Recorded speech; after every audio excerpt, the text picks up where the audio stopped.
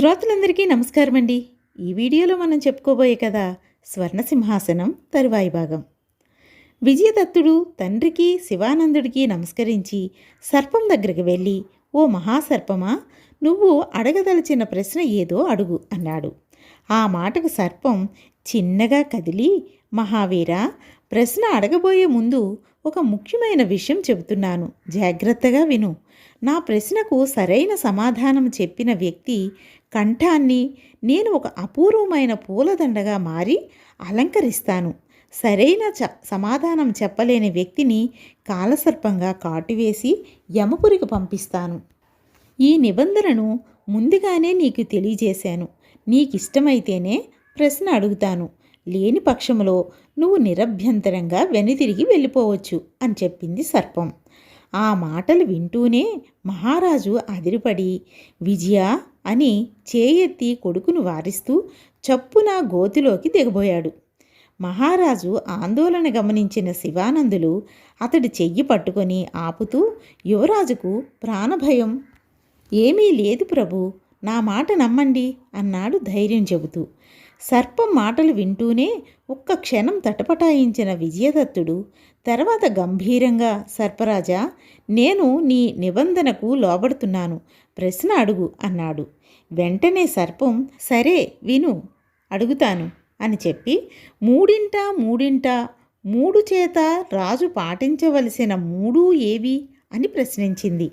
ఆ ప్రశ్న విని కొద్ది క్షణాలు ఆలోచించిన విజయదత్తుడు, నీ ప్రశ్నకు నా జవాబు విను. ముప్పొద్దుల మూడు లోకాల్లోనూ త్రికరణ శుద్ధిగా రాజు పాటించవలసిన మూడు సత్యము, ధర్మము, న్యాయము అన్నాడు.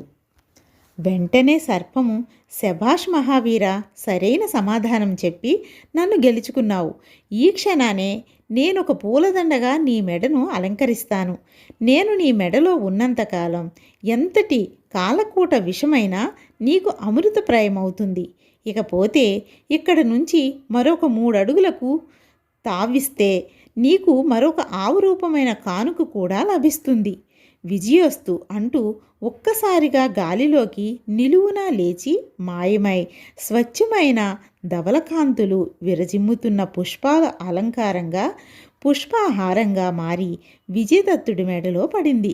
ఆ తర్వాత తవ్వకాలు దాదాపు సాయంకాలం దాకా సాగి మరొక 3 అడుగుల లోతుకు వెళ్ళేసరికి కూలీలు పలుగులకు ఏదో లోహం తగులుతూ కంగుమన్న శబ్దం వినిపించింది. కూలీలు జాగ్రత్తగా భూనికి క్లిష్టమై ఉన్నదాని చుట్టూ గల మట్టిని తొలగించసాగారు. మహారాజు గోతంచునే నిలబడగా విజయదత్తుడు మాత్రం గోతిలోనికి దిగి భూగర్భం నుంచి బయటికి వస్తున్న ఆ లోహం ఏమిటా అని చూడసాగాడు. అంతలో సూర్యాస్తమయమై చీకట్లు కమ్ముకున్నాయి. అయితే దివిటీల వెలుగులో కూలీలు పనిచేయసాగారు. పని పూర్తయ్యాక వార్త పంపవలసిందిగా అక్కడున్న అధికారులకు చెప్పి శ్రీదత్త, విజయదత్తులిద్దరూ భవనానికి తిరిగి వెళ్ళిపోయారు. మళ్ళీ వార్త అందేసరికి సూర్యోదయం కావస్తున్నది. మహారాజు, విజయదత్తుడు, శ్రీలేఖ, శివానందులతో సహా మైదాన ప్రాంతాన్ని చేరుకొని అక్కడ గోతిపైన నేల మీద పైబడి ఉన్న దాన్ని చూసి ఆశ్చర్య ఆనందాలతో కొద్దిసేపు నోట మాట రాక నిలబడిపోయారు.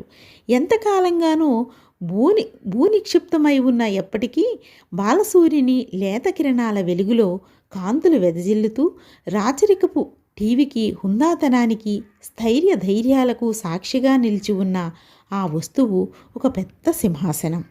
అపూర్వమైన ఆ సింహాసనపు శిఖర భాగాన హైవహయ వంశీకులకు దేవత అయిన గాయత్రీదేవిమూర్తి శిల్పాకృతిలో చెక్కబడి ఉంది.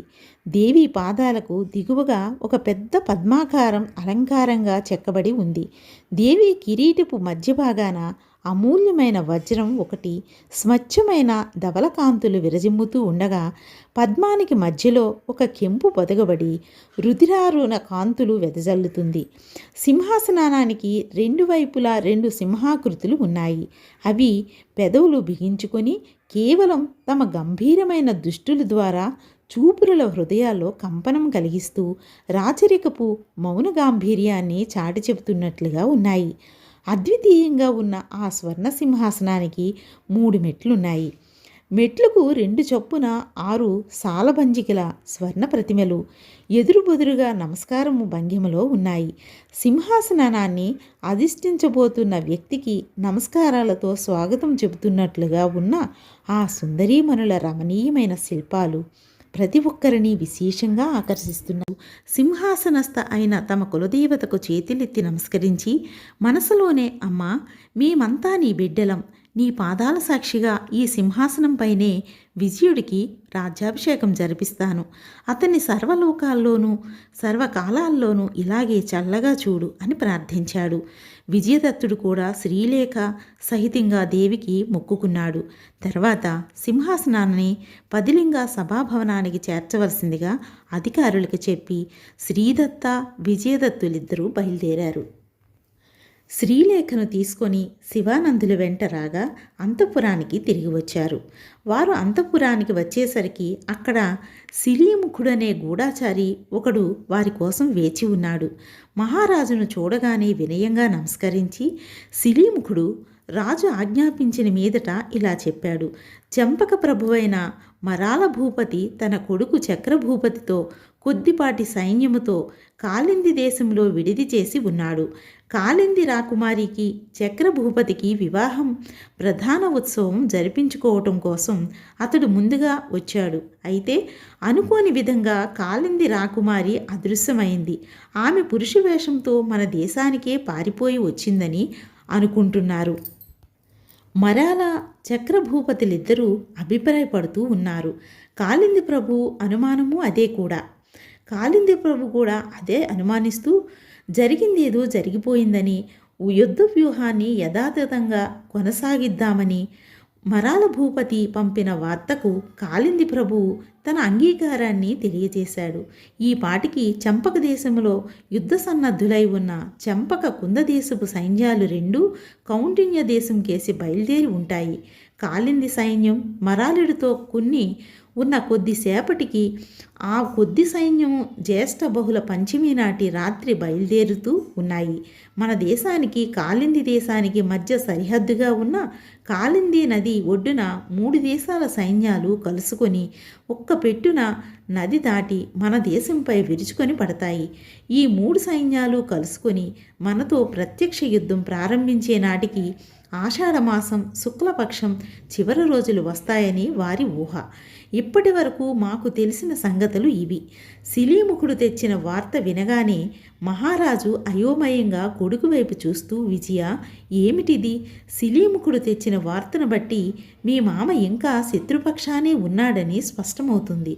అంటే నిన్న మనకు వచ్చిన పావురపు టపా కేవలం మనసు పక్కదారి పట్టించడానికని అనుకోవచ్చునా అన్నాడు.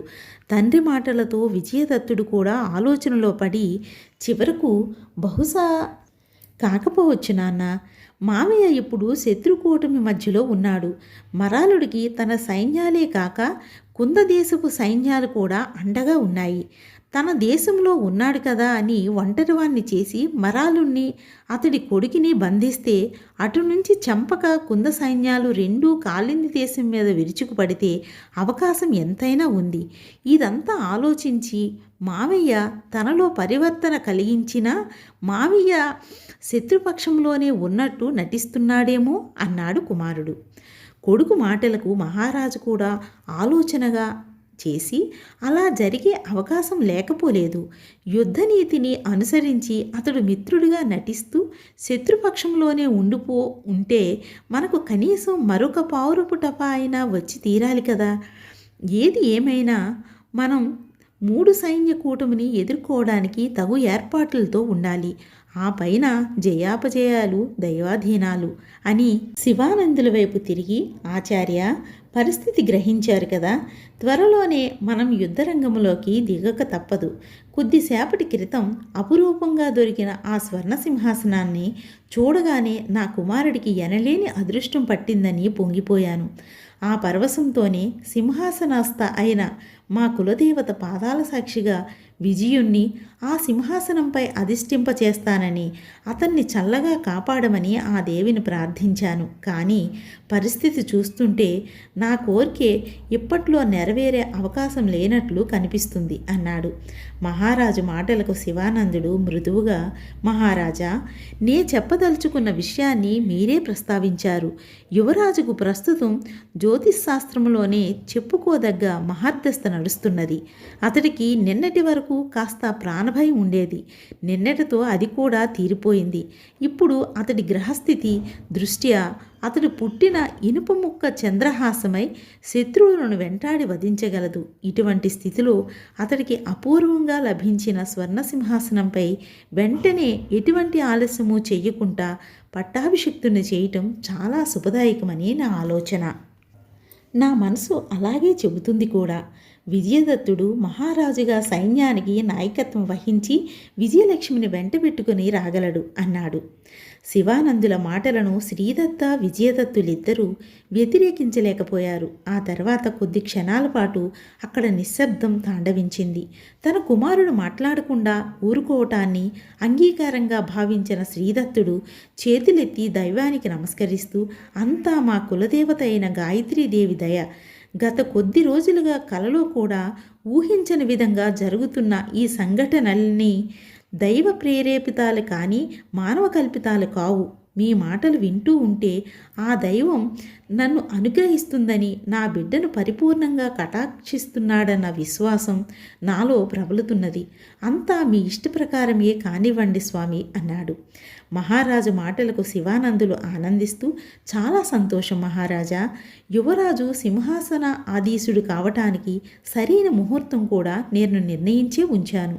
నేటికి సరిగ్గా 4 రోజుల తర్వాత జ్యేష్ఠ బహుళ పంచమి శుక్రవారం నాటి ఉదయం విజయదత్తుడి జాతకరీత్యా తిరుగులేని ముహూర్తం. ఆనాటి ఉదయం సూర్యోదయమైన 2 ఘడియల తర్వాత అతన్ని పట్టాభిషిక్తుని చేయడానికి కావలసిన ఏర్పాట్లు చేయండి అన్నాడు. శివానందుల మాటలకు విజయదత్తుడు అప్రయత్నంగా అక్కడ శత్రుకూటమి యుద్ధానికి బయలుదేరే రోజే ఇక్కడ పట్టాభిషేకం అన్నమాట అన్నాడు. శ్రీదత్తుడు శివానందులు పెట్టిన ముహూర్తానికి అంగీకరించాడు. ముగ్గురు కలిసి పట్టాభిషేకం క్లుప్తంగా నిరాడంబరంగా జరపాలని, జనాన్ని ఆకర్షించే ఆర్భాటాల జోలికి పోరాదని నిర్ణయించుకున్నారు. తక్షణం రాజధానిలో విజయదత్తుడి రాజ్యాభిషేకపు ఏర్పాట్లు ప్రారంభమయ్యాయి.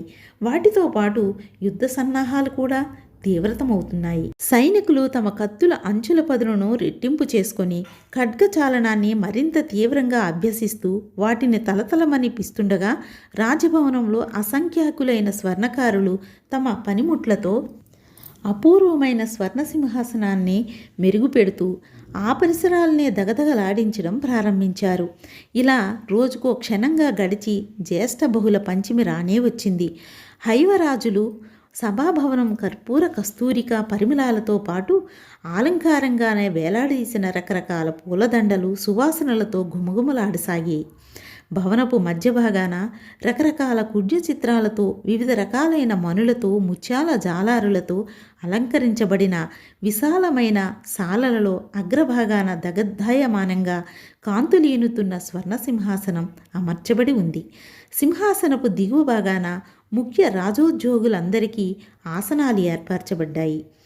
వారి వెనుక నుంచి సామాన్య ప్రజలను యథేచ్ఛగా విజయదత్తుని రాజ్యాభిషేక సంరంభాన్ని తిలకించే వీలు కల్పించబడింది.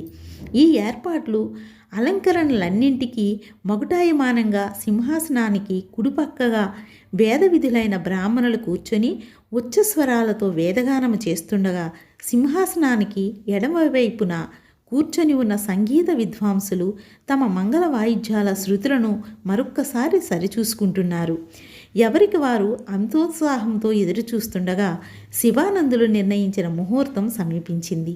శివానందులు ఆజ్ఞాపించిన మీదట తండ్రి పాదాలకు ప్రణమిల్లి శ్రీలేఖతో పాటు స్వర్ణసింహాసనపు తొలిమెట్టి మీద తన కుడిపాదాన్ని ఆనించబోయాడు విజయదత్తుడు. ఆ మరుక్షణం కోమల గంభీరమైన ఒక స్వరం వర్షాకాలపు మేఘములా గర్జిస్తూ విజయదత్త ఆగు అన్నది. కథ బాగుంది కదండి. స్వర్ణసింహాసనం ఎవరికి దక్కుతుందో. ఇక కథ కంచికి మనం ఇంటికి. నమస్తే.